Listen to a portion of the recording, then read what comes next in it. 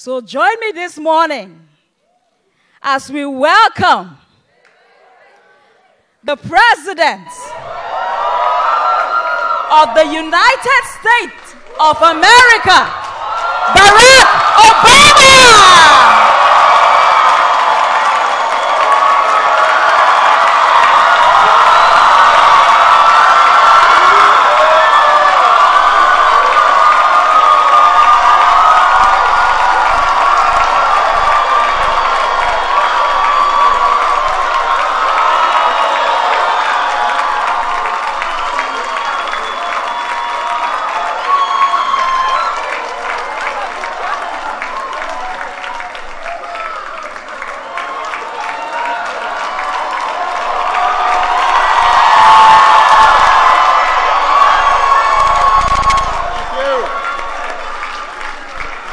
Well, hello, everybody.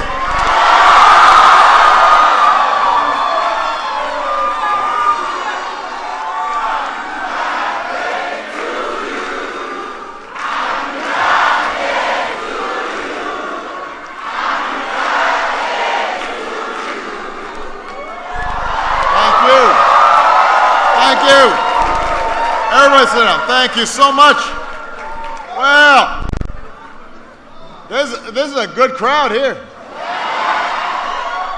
First of all, can everybody please give Grace another big round of applause?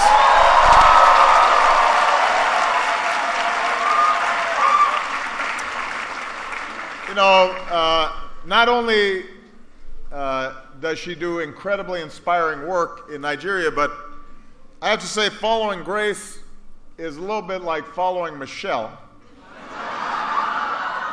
You know, she's so good that you kind of feel bad when you're walking out because you're thinking, I'm not going to be that good.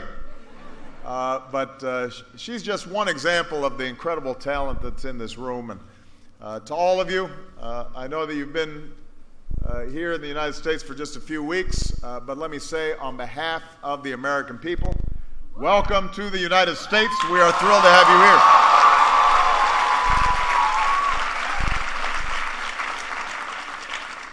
And your visit comes at a perfect time. Because yes, it's soon my birthday, and that's a very important thing. But that's not the main reason it's a perfect time. The main reason is because, as many of you know, I just returned from Africa.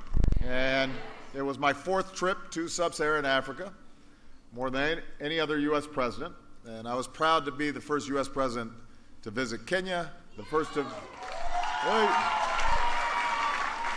visit Ethiopia, the first to address the African Union, which was a great honor. And the reason I've devoted so much energy to our work with the continent is, as I said last week, even as Africa continues to confront many challenges, Africa is on the move. It's one of the fastest growing regions in the world. Africa's middle class is projected to grow to more than 1 billion consumers, with hundreds of millions of mobile phones and surging access to the internet. Africans are beginning to leapfrog old technologies into new prosperity. The continent has achieved historic gains in health, from fighting HIV/AIDS to making childbirth safer for women and babies. Millions have been lifted from extreme poverty. So this is extraordinary progress. And young people, like you, are driving so much of this progress. Because Africa is the youngest continent. I saw the power of youth on my trip in Kenya. Richard Ruto Torosia helped build Yes Youth Can, one of the country's most prominent civil society groups with over 1 million members. At the Global Entrepreneurship Summit in Nairobi, Shadi Sabe spoke about how he started Brilliant Footsteps Academy in Nigeria, which uses education to fight religious extremism and provide more opportunities for young Muslim youth. I met Judith Owiger, an entrepreneur who co-founded a nonprofit that trains young women living in the slums of Nairobi in computer programming and graphic design, and then helps place them in tech jobs. So I saw the talent of young people all across the continent. And as president, I want to make sure that even as we're working with governments, we're also helping to empower young Africans like all of you. And that's why I launched YALI, Young African Leaders Initiative, to help you access the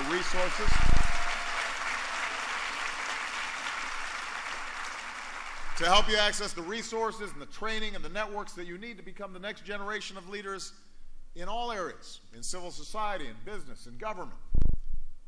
And the response has been overwhelming.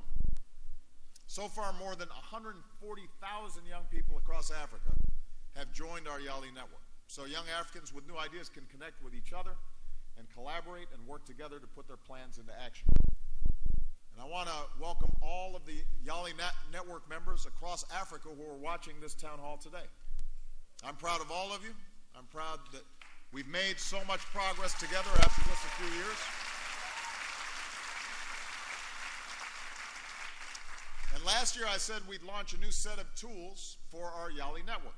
So today we've got more than 30 online lessons available on everything from public speaking to how to write a business plan, mentoring, new ways to network across Africa, around the world, new training sessions, meetings with experts on how to launch a startup.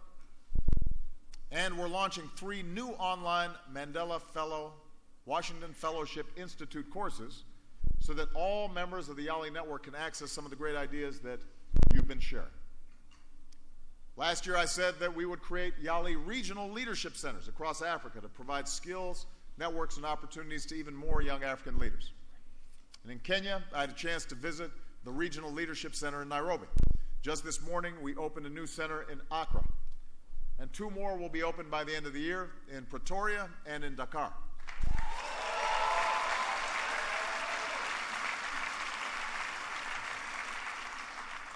Last year, I said we would do even more to support young entrepreneurs with grants to help you start a business or nonprofit, and with new training for thousands of aspiring entrepreneurs in small towns and rural areas. So at the recent Global Entrepreneurship Summit in Nairobi, I announced that we've secured more than $1 billion in new commitments from banks and philanthropists to support emerging entrepreneurs around the world, including in Africa, with half the money going to support women and young people.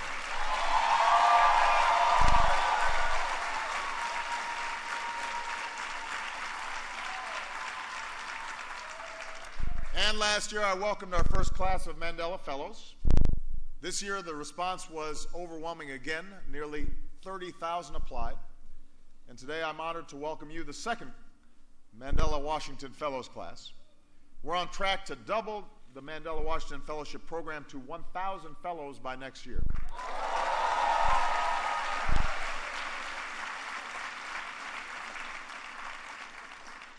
And I know you've been busy. Over the past few weeks at schools and businesses all across America, you've been taking courses, developing the skills you'll need to make your ideas a reality,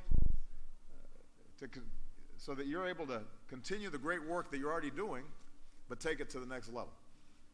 That's what Brian Wembia of Zambia plans to do. Where's Brian? Where is he? There he is, right there.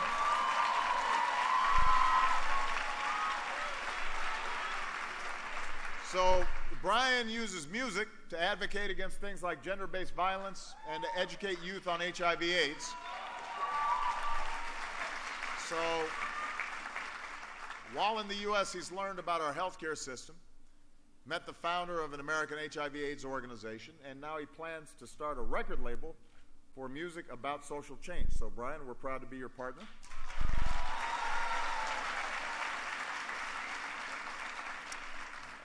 Or we've got Khadija Diallo of Guinea. Where's Khadija?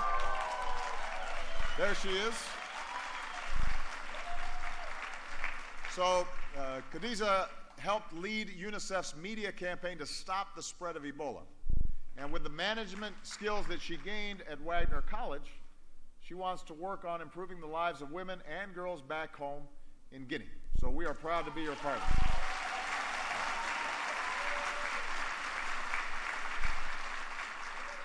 Or we've got Jamila Mianja of Uganda. Are you posing? She is posing. Jamila is not a fashion model. That's not. She started a door-to-door laundry company to employ more youth and teach them entrepreneurial skills, and she hopes to take what she learned during her time at Dartmouth University to meet her goal of getting 1,000 youth to work in or run their own business. So we're proud to be your partner today. So that's just a sampling of the incredible projects that are being done by fellows all across Africa. So this program is going to help all of you make a real difference back home. But Fatou Baendour from Senegal, where's Fatou? So Fatou wrote me a letter, and she said, if the real value of YALI is for young people to learn from others, then maybe we should start sending some young Americans to Africa also. You know, and she made the point not just to help poor communities as they usually do, but to learn from other societies with humility, and which I thought is absolutely true. So I have good news, Fatou. From now on, YALI will give Americans an opportunity next summer. Up to 80 young American leaders will join.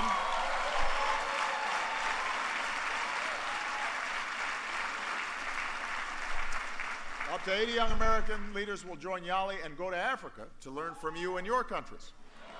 And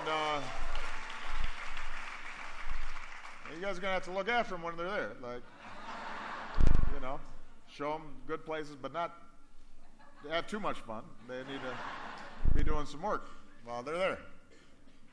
So these connections and partnerships and friendships, they forge an understanding that brings our peoples closer together. After 6 weeks here, some of you are now officially Texas Longhorns or Notre Dame Fighting Irish. Oh, look at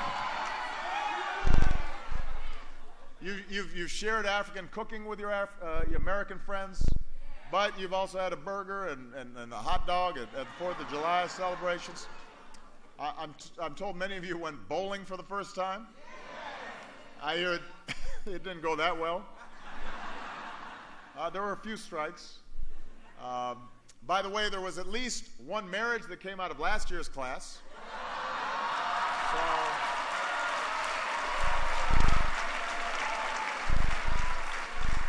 So who knows what might have happened here. So as your time in America comes to a close, I want you to remember this is really just the beginning. We just started this.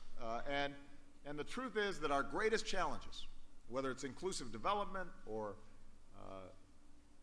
confronting terrorism, dealing with conflict, climate change, increasing women's rights, children's rights, these are bigger than any one nation or even one continent. Our hope is that 10, 15, 20 years from now, when you've all gone on to be ministers in government or leaders in business or pioneers of social change, that you'll still be connecting with each other, that you'll still be learning from each other, and that together you'll be reaching back and helping the next generation. That you'll not only be making a difference in your own countries, but you'll be the foundation of a new generation of global leadership. A generation that's going to be working together across borders to make the world safer and more prosperous and more peaceful and more just. That's my hope for you. We've brought you here because we benefit from your leadership, but we're counting on you to work together to make sure that you're also reaching back to those who are going to be coming behind you. Couldn't be prouder of you. So with that, let me take some questions. All right? Thank you very much.